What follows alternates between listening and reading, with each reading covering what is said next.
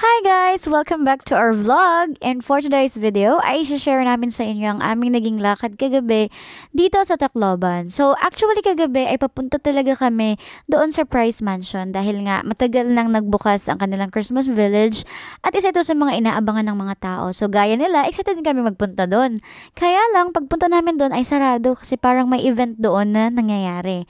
At sabi pa nga ng iba daw na hindi na pinapasukan kasi malakas daw yung ulan at yung mga kuryente daw ay kailangan i-check.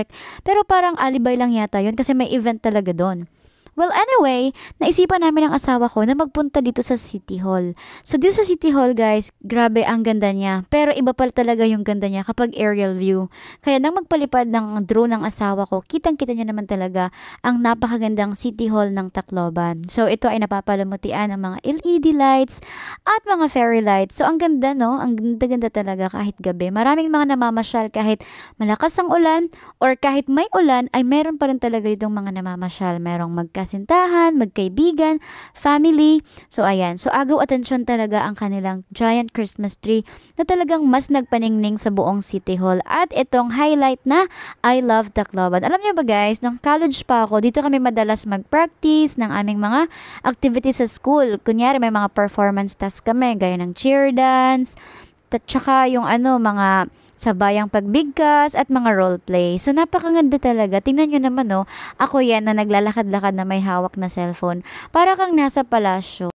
Para sa mga may planong mamasyal, talagang puntahan nyo talaga ito dito sa City Hall or ang City Hall ng Tacloban kasi ma-amaze talaga kayo at mag-enjoy kayo. Napaka-relaxing talaga at mabubusog talaga yung mata ninyo sa ganda ng view. So, wag kayong mag-alala dahil hindi kayo magugutom kasi sa tapat lang mismo ng City Hall ay merong mga nagbebenta ng mga street food. So, mura lang.